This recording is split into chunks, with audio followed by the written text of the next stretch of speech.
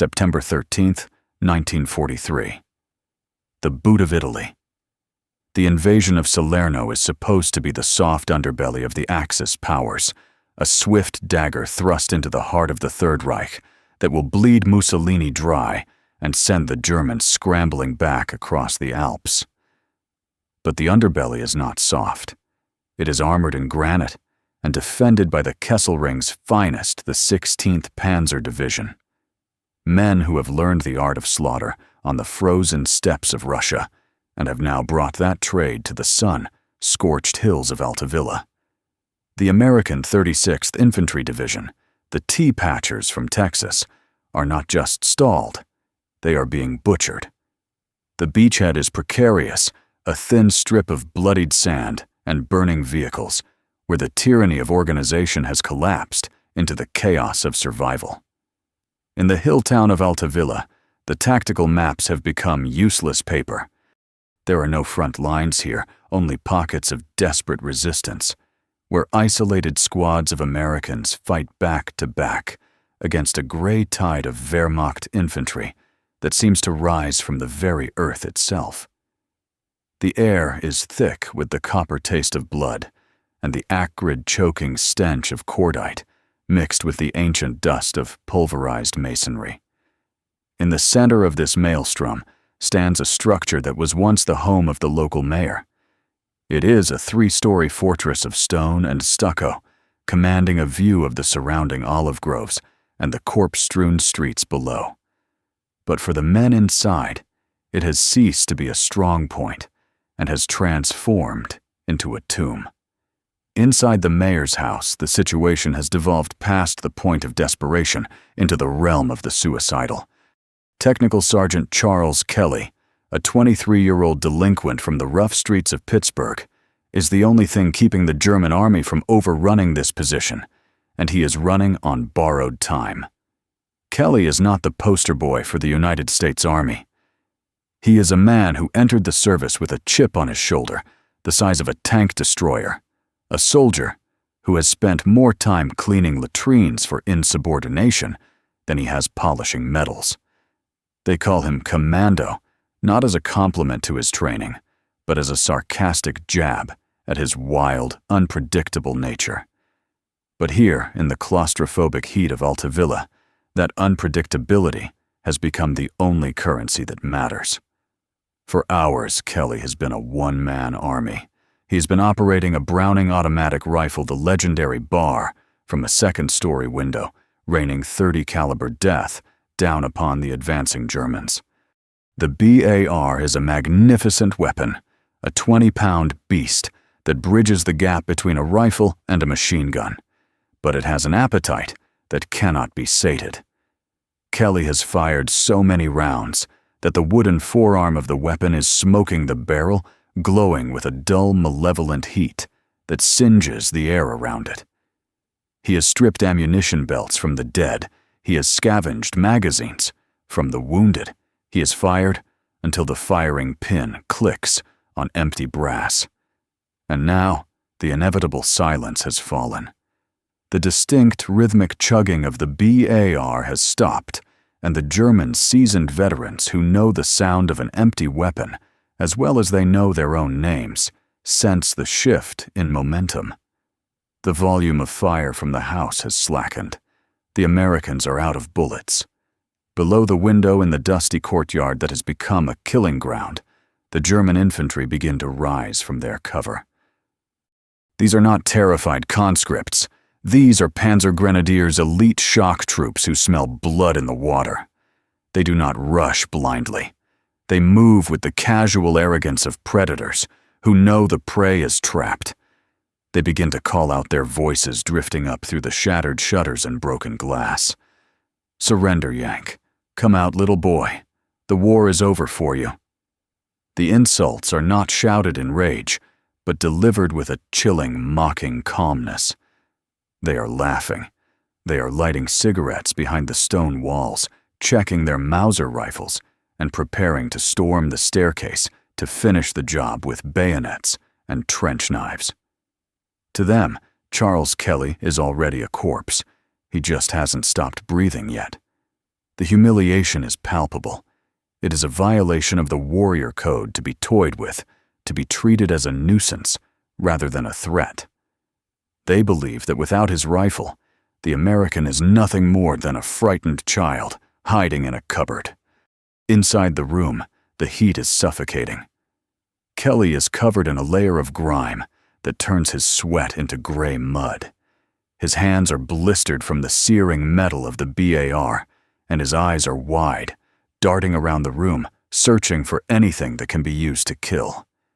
He looks at the empty magazines scattered across the floor like useless metal husks.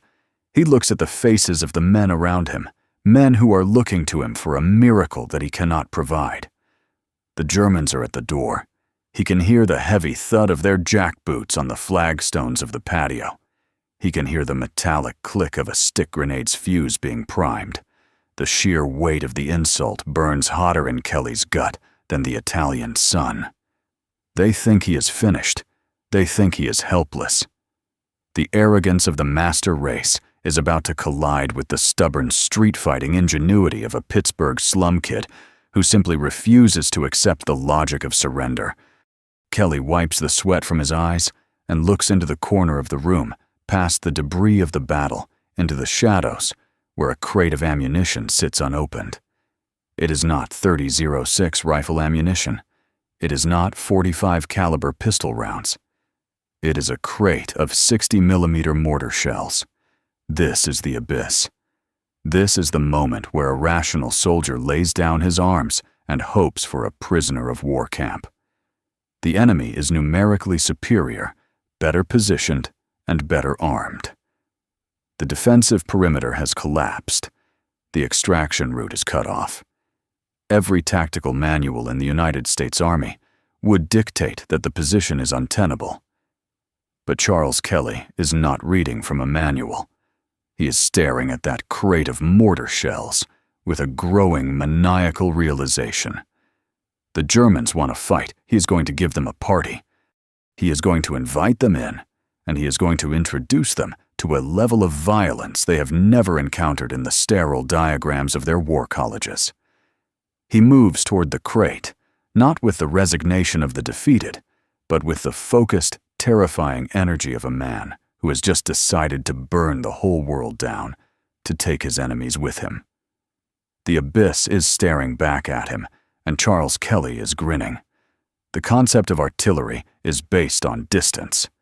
It is an impersonal form of warfare designed to kill men you cannot see from miles away. The 60mm mortar shell specifically, the M49A2 high explosive round, is a precision instrument designed to be dropped down a smoothbore tube.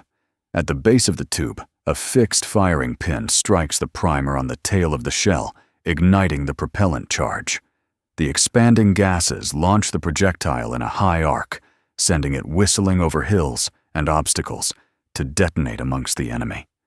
It is a weapon of geometry and physics. It is not designed to be held in the human hand. It is certainly not designed to be used inside a house. To use a mortar shell as a hand grenade is not just dangerous, it is technical heresy. It is a violation of every safety protocol ever written by the Ordnance Department. It is a quick way to turn yourself into a pink mist and a memory. Kelly pries the lid off the crate. Inside the rounds sit in their cardboard tubes like sleeping vipers. They are heavy teardrop-shaped lumps of forged steel, painted olive drab with yellow stenciling. Each one weighs nearly 3 pounds and is packed with TNT. Kelly lifts one out, feeling the cold metal against his blistered palm. He examines the nose of the shell. The fuse mechanism is the M52-point detonating fuse. It is a complex piece of clockwork engineering. It has a safety wire, a cotter pin, that prevents the firing pin from moving. But pulling the pin does not arm the bomb. The genius and the curse of the mortar shell is the inertia safety. Inside the fuse, there is a bore riding pin and a slider that moves out of line to arm the explosive train. This only happens when the shell experiences the massive sudden acceleration of being launched from a mortar tube. The sudden setback force unlocks the mechanism, allowing the spring-loaded slider to move the detonator under the firing pin. Without that violent kick, the shell is just a heavy paperweight. If you throw it, it will land with a thud. It will not explode. Kelly knows this. He understands the mechanics of death better than he understands the regulations of the Army. He realizes that to make this work, to turn this artillery shell into a personal weapon, he has to trick the fuse. He has to simulate the violent force of a mortar launch, using nothing but his own muscle and the architecture of the mayor's house. He moves to the window, staying low, listening to the German voices directly below him. They are clustered at the entrance, preparing to breach. "Come out, Yank!" The voice is closer now. Kelly looks at the safety wire on the nose of the shell. He yanks it free with a savage twist. Now the pin is out, but the shell is still safe. It is still dormant. He needs to wake it up. He needs to impart that necessary G-force to the internal tumblers. He grips the body of the shell tightly in his right hand, his knuckles white. He looks at the solid stone masonry of the windowsill. This is the moment of heresy. This is the moment where he bets his life on a physics experiment, conducted in the middle of a firefight. If he strikes it too hard on the wrong angle, the sensitive primary explosive might detonate, instantly vaporizing him and everyone in the room. If he strikes it too soft, the inertia spring won't compress, the slider won't move, and he will throw a dud at the Germans, giving them a free explosive to throw back. He takes a breath, holding the air in his lungs to steady his hand. Then, with a violent, controlled motion, he smashes the tail of the mortar shell against the stone sill. Whack! There is a distinct metallic click from inside the nose of the shell. It is the sound of the safety detents collapsing, the sound of the slider snapping into the armed position. The shell is now live. It is now a 3-pound hand grenade with a kill radius of 15 yards and a concussion wave that can liquefy internal organs. But unlike a standard hand grenade, there is no 4-second fuse. There is no spoon to hold down. The moment this shell impacts anything hard, it detonates. If Kelly drops it, he dies. If he hits the window frame on the way out, he dies. If the shell hits a tree branch outside, he dies. He has transformed himself into a walking, breathing delivery system for high explosives. He steps back from the window, gauging the distance. He's not just dropping them, he has to throw them. He has to lob them like footballs to clear the balconies and land in the center of the German assault team. The sheer weight of the round makes it awkward. It is tail-heavy, prone to tumbling. Kelly shifts his grip, feeling the balance of the steel tear drop. He can hear the Germans working the latch of the heavy wooden door downstairs. They are seconds away from flooding the ground floor. The time for hesitation is gone. The time for the experiment is over. It is time for the application. Kelly leans out into the Italian sunlight, exposing himself to the enemy fire. He sees them. A squad of Wehrmacht soldiers, their gray uniforms dusted with white powder, their helmet decals flashing in the sun. They look up, expecting to see a white flag. They expect to see surrender. Instead, they see a wild-eyed American boy holding a mortar shell by the tail. For a split second, there is confusion. The German mind, trained in logic and order, cannot process the image. Why is he holding artillery?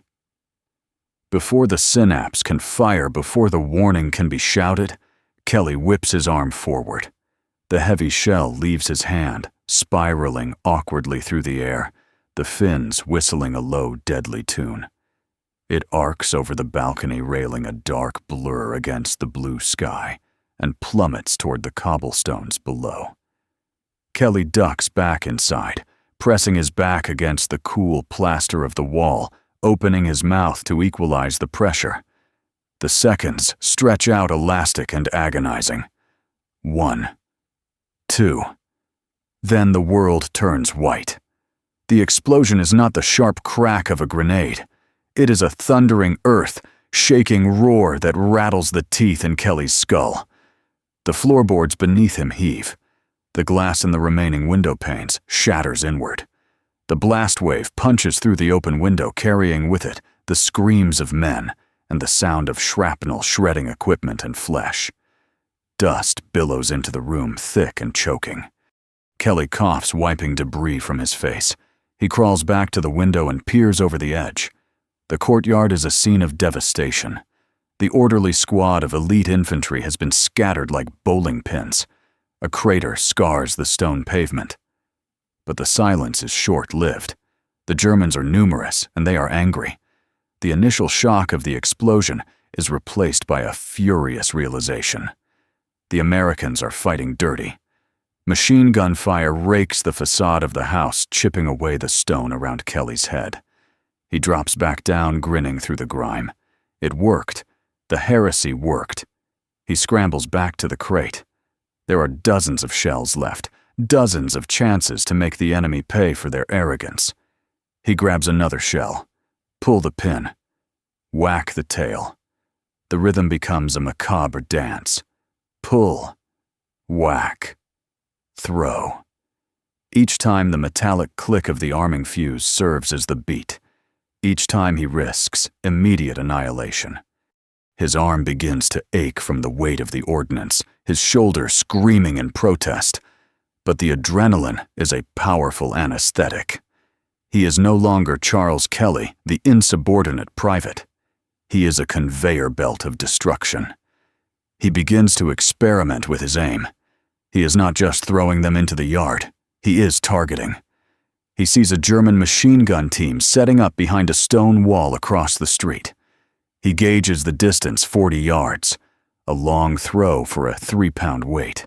He grabs a shell, arms it with a crack against the wall that sounds like a pistol shot, and heaves it with everything he has. The shell soars high, clearing the wall, and drops out of sight. A heartbeat later, a geyser of dirt and stone erupts from behind the cover, silencing the machine gun. The Germans are confused. They are taking mortar fire, but they cannot hear the telltale thump of the tube launching. They cannot see the trajectory. The shells seem to be materializing out of thin air, dropping with pinpoint accuracy on their heads. The psychological impact is devastating. This is not a battle. This is a magic trick, and the magician is a madman in a window. Kelly is moving from room to room now, firing from different windows to keep them guessing. He is a ghost in the machine, appearing delivering a package of high explosives and vanishing before the return fire can find him. But the supply is not infinite. And the Germans are adapting. They realize the fire is coming from the upper floors. They bring up a tank. A Mark IV Panzer, its long 75mm cannon traversing slowly, seeking the source of the resistance. The tracks grind on the cobblestones, the engine roaring like a trapped beast. Kelly sees the monster turning the corner. He knows a 60mm mortar shell will not penetrate the frontal armor of a tank. He knows that if that tank fires, the house will collapse, burying him and his squad in a pile of rubble. The stakes have just escalated. The heresy has bought them time. But now time is running out again. Kelly looks at the crate. He has a handful of shells left. He looks at the tank. He looks at the terrified faces of the men in his unit who are reloading their Garands, preparing for the end. Kelly grabs 2 shells this time. He holds one in each hand. It is an impossible weight, an impossible risk. If he clacks them together, he dies. He moves to the rear balcony, the one overlooking the narrow alley where the tank is maneuvering. He needs the high ground. He needs to hit the soft top armor, the engine deck where the vents are exposed. He climbs onto the railing, balancing precariously. The sniper fire snaps past his ears, buzzing like angry hornets. He ignores it. He focuses on the steel beast below. He slams the tail of the first shell against the railing. Click. He transfers it to his left hand. He slams the second shell. Click. 2 live bombs, one in each hand. He is a juggler of death. He waits for the tank to pause for the gears to shift. The commander's hatch is open. The German commander is scanning the rooftops. Kelly steps off the railing, not falling, but leaning out into the void, bracing himself with his knees. He drops the first shell. It falls straight and true. He doesn't wait to see it hit. He throws the second one, aiming for the rear engine grate. The first shell strikes the turret roof, right next to the open hatch. The explosion is deafening. The tank commander disappears in a flash of fire. The second shell lands on the engine deck. The blast rips through the thin louvers, shattering the radiator and igniting the fuel lines. The tank shudders, belching black smoke. The engine dies with a strangulated cough. The monster is slain. Kelly falls back onto the balcony floor, his chest heaving, his laughter harsh and jagged in the smoke-filled air. They wanted him to surrender. They wanted him to come out with his hands up. They called him names. They treated him like a joke. Now the street is littered with their dead, their tank is burning, and their morale is broken. But the crate is almost empty.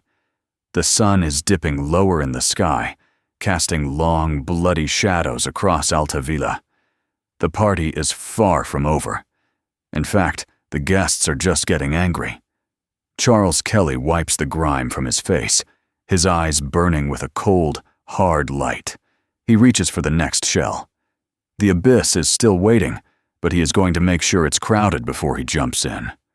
The silence that follows the destruction of the tank is not a peace. It is a vacuum. It is the deep intake of breath before a scream. Inside the mayor's house, the air is thick with the smell of burning diesel drifting up from the street, mixing with the sharp, metallic tang of fear. Kelly's comrades, men of the 36th Division, who have seen their share of horror, are looking at him with a mixture of awe and terror. They are looking at a man who has transcended the role of a soldier and become something elemental, a force of nature that cannot be reasoned with. Kelly's hands are shaking now. The adrenaline dump is hitting him, a cold wash of chemical exhaustion that makes his knees weak. He looks at his hands. They are black with soot, the skin cracked and bleeding, burned by the friction of the hot shells and the radiant heat of the explosions. He is thirsty, a deep primal thirst that feels like he has swallowed a cup of sand, but there is no water. The canteens are dry. The pipes were shattered hours ago. There is only the heat, the dust, and the waiting. The Germans are not retreating. They are reorganizing. The 16th Panzer Division does not give up ground because of one madman in a window. They are professionals. They pull back, assess the threat, and prepare a solution. That solution begins with the sound of incoming freight trains tearing through the sky. Artillery. The 88mm flak guns leveled for ground support begin to disassemble the town of Altavilla, brick by brick. The walls of the mayor's house shudder under the impacts. Plaster rains down like snow. The floorboards groan and buckle. It is a slow, methodical demolition. They are not trying to flush Kelly out anymore. They are trying to bury him. And amidst the heavy thud of the artillery, a new sound joins the chorus, the Nebelwerfer. The screaming Mimes, 6 barreled rocket launchers that fire with a terrifying, mournful wail. The rockets arc high and slam into the streets, saturating the area with high explosives. The world outside the window is dissolving into a gray and orange nightmare. Kelly checks the crate. It is empty. The cardboard tubes are scattered across the floor, like the shed skin of a giant snake. The heresy is over. He has thrown every single mortar shell.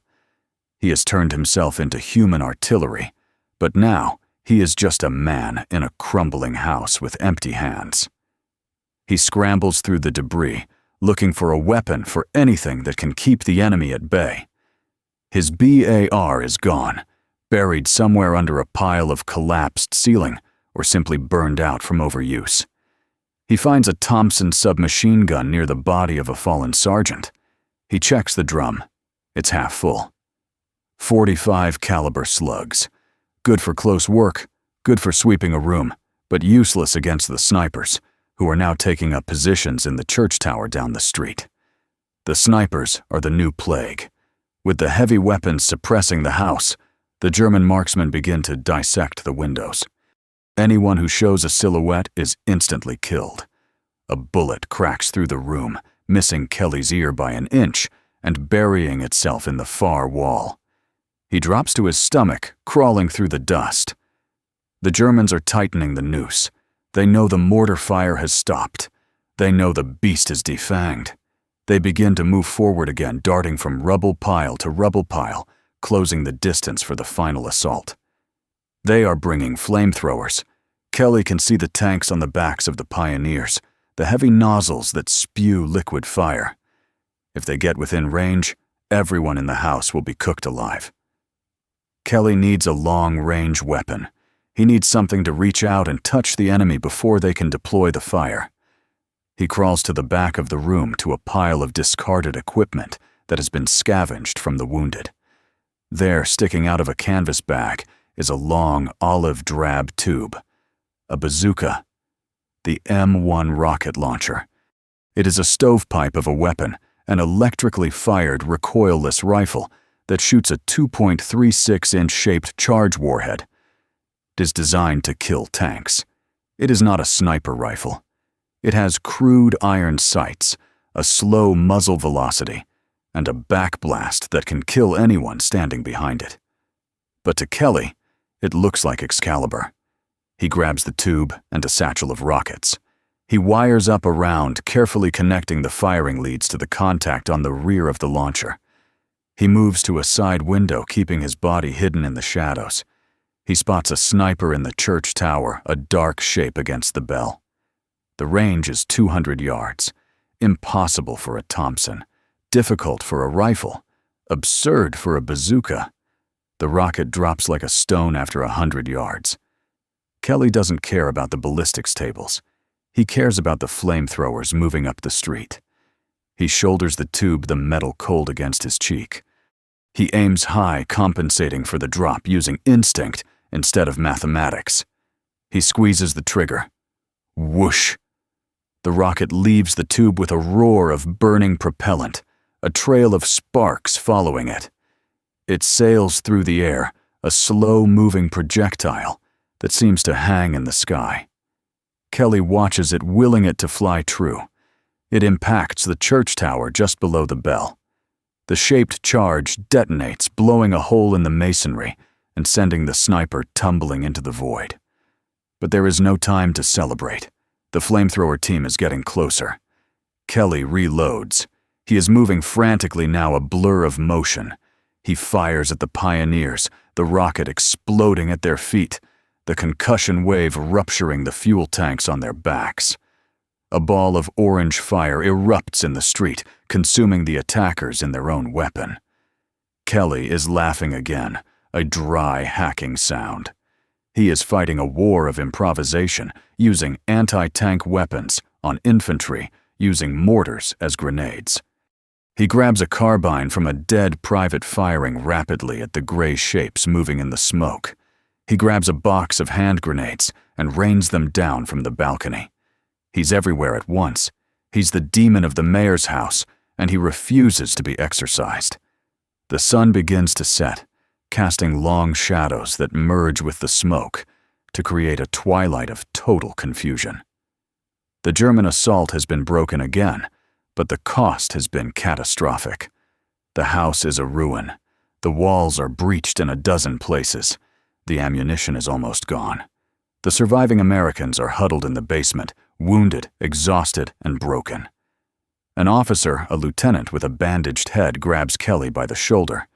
"We're pulling out, Kelly. It's over.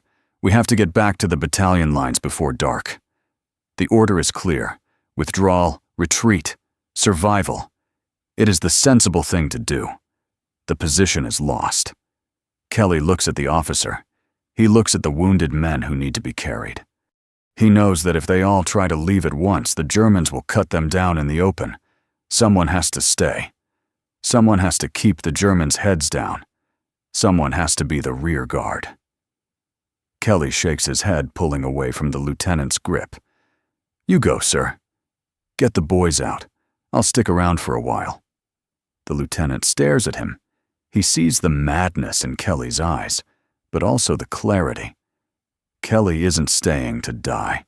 He's staying to kill. "Good luck, Commando." The officer whispers a title, given without sarcasm for the first time. The men leave, slipping out the back, moving through the shadows of the olive groves. Kelly is alone. The silence of the house is heavy now. He is the master of a dead castle.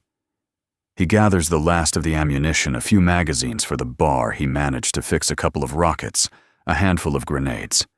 He positions himself at the main window. He waits. The Germans, sensing the lull, begin to probe again. They think the Americans have fled. They stand up, moving cautiously into the open. Kelly lets them come. He waits until they are in the middle of the courtyard, right where the crater from his first mortar shell still smokes. Then he opens up. The bar chatters in the darkness, the muzzle flash, lighting up the room like a strobe light. Kelly fires in bursts, traversing left and right, creating the illusion of a full squad. He runs to the side window and fires a rocket. He runs to the back and throws a grenade. He screams orders to imaginary soldiers. "Bring up the ammo, keep firing, boys." He is putting on a theatrical performance for an audience of death. The Germans, convinced the house is still heavily defended, halt their advance. They take cover and call for more artillery. They waste thousands of rounds of ammunition, tons of explosives, pounding an empty building pinned down by one man who is too stubborn to quit. For hours, Kelly holds the line. He fights until the barrel of the bar is bent from the heat. He fights until he has nothing left to throw but rocks and insults. The moon rises over Altavilla, illuminating a scene of absolute carnage. The bodies of German soldiers litter the approaches to the house, a testament to the one-man meat grinder. Kelly checks his pockets. Empty. No bullets, no bombs, no chance. It is time to go. He is not suicidal. He is practical. He has bought the time. He has paid the bill. He slips out a side window, dropping onto a pile of rubble. He moves like a shadow, crawling through the drainage ditches, avoiding the German patrols that are now swarming the town. He can hear them speaking German, just feet away, their boots crunching on the gravel. He holds his breath, his heart hammering against his ribs like a trapped bird. He is a ghost now passing through the enemy lines, a phantom that cannot be caught. He navigates by the stars and the sound of distant American artillery. He crawls for miles, his knees and elbows raw, his uniform in tatters. When he finally reaches the American lines, he is almost shot by a nervous sentry. He stands up, hands raised, a scarecrow of a man, covered in the filth of battle. "Don't shoot," he croaks, his voice a ruined rasp. "I'm 36th. They take him to the command post. The officers look at him with disbelief. They ask him about the mayor's house. They ask him about the position. Kelly tells them simply, "I think I killed a few of them." The next morning, the Americans counterattack. They retake Altavilla. When they reach the mayor's house, they find the evidence of Kelly's war. They find the empty mortar crates. They find the burned-out bars. And they find the bodies. Over 40 German soldiers lie dead around the building. A tank sits gutted in the alley. The walls are scarred by thousands of bullet strikes. It is a scene of impossible violence. The story of the commando spreads like wildfire. The boy from Pittsburgh, the troublemaker, the latrine cleaner, becomes a legend. Charles Kelly is awarded the Medal of Honor.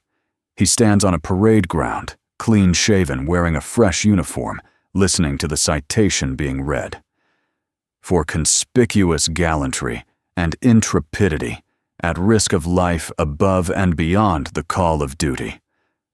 The words are heavy, formal, golden. The generals shake his head. The politicians shake his hand. He is a hero. He is the face of the American fighting man. They put his picture in the papers. They write comic books about him. He goes on Bond tours, waving to cheering crowds, smiling for the cameras. But the Charles Kelly who smiles for the cameras is not the same man who stood in that window in Alta Villa. The man who stood in the window died there in the heat and the noise and the blood. The man who came back is a shell, a ghost haunting his own life. The war does not end for Kelly when the treaties are signed. The silence of peace is louder than the roar of the Nebelwerfers. He struggles to find his place in a world that doesn't require him to kill. The adrenaline is gone, replaced by the dull ache of memory. He drifts lost in the civilian world, a warrior without a war. He sells his medal at one point, desperate for money, desperate to feel something other than the numbness. He struggles with the bottle, trying to drown the sound of the tank tracks and the screams of the burning men. The hero of Alta Villa becomes a footnote, a tragedy of the peace. But on that day, on September 13th, 1943, he was a god. He was the embodiment of the human refusal to yield. He stood in the abyss and spat in its eye. And for one long, bloody day, the entire German army flinched. The mayor's house is gone now, rebuilt or erased by time, but the echo of the mortar shells striking the stone sill still rings in the history of the 36th Division. It is the sound of one man deciding that if he is going to die, he is going to make sure the devil knows his name.